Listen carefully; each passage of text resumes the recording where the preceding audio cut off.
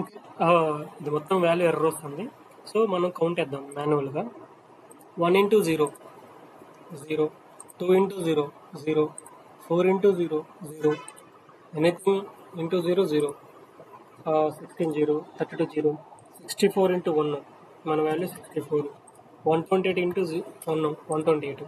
అంటే ఫైనల్గా మనం ఈ రెండు కౌంట్ చేస్తే 128 64.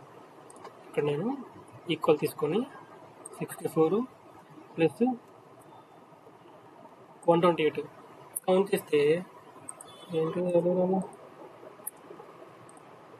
128 టు 64. నార్మల్గా మన వాల్యూ ఎంత? 120 64 ఫైనల్గా మనకు వచ్చే వాల్యూ 192. అంటే ఇదిగోండి, అసలు మనము ఈ 192 వాల్యూ మంది ఈ 192. అంటే ఫస్ట్ ఇచ్చిన ఆక్టెక్ట్ నుంచి మనము ఈ బైనరీ కన్వర్షన్ చేసాం.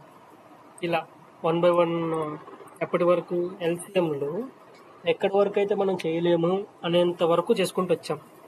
ఇప్పుడు ఆ బైనరీ ఫామ్ని మళ్ళీ మనం ఎక్స్పాండ్ చేసుకొని డెసిమల్ వాల్యూలోకి కంబైన్ చేస్తున్నాం. అంటే బైనరీగా కన్వర్ట్ చేసుకొని దాని వాల్యూ రాసుకొని ఆ వాల్యూ నుంచి నెంబర్స్ని ఐడెంటిఫై చేసి ఫైనల్గా వచ్చిన వాల్యూస్ని మన బైనరీ ఫార్మేషన్ ఒక వాల్యూతో మల్టిప్లై చేసుకొని యాడ్ చేసుకుంటే మన డెసిమల్ వాల్యూ ఫామ్ అయింది.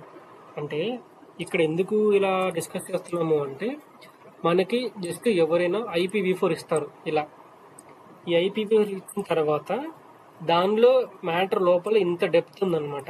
అంటే IPv4 వర్షన్లో 4 ఆక్టెట్స్ ఉంటాయి. ఆ ఆక్టెట్ ఒక్కొక్క ఆక్టెట్ యొక్క లెంత్ ఎంత అంటే 8 బిట్స్. ఆ 8 బిట్ ఎలా ఉంది అంటే బైనరీ ఫామ్లో ఉంది, కానీ మనకిచ్చిన IP అడ్రస్ అనేది డెసిమల్ ఫామ్లో ఉంటుంది. సో ఆ బైనరీ ఫామ్ ఎలా వచ్చింది అంటే ఇది ఇలా LCM, ఈ మన IP యొక్క ఆక్టెట్ నెంబర్ తీసుకొని 1/1 ఇలా LCM చేసుకుంటూ ఫైనల్గా వచ్చిన అవుట్పుట్ మన బైనరీ అవుట్పుట్ అనమాట ఆక్టెట్. అలా ప్రతిదీ మనం క్యాలిక్యులేట్ చేసుకొని ఇక్కడ తీసుకుంటాం. సో ఇలా 8 బిట్స్ ఇలా కౌంట్ చేసుకుంటే మనకు వచ్చిన కంటెంట్ యొక్క లెంత్ 832 బిట్ లెంత్ అనమాట.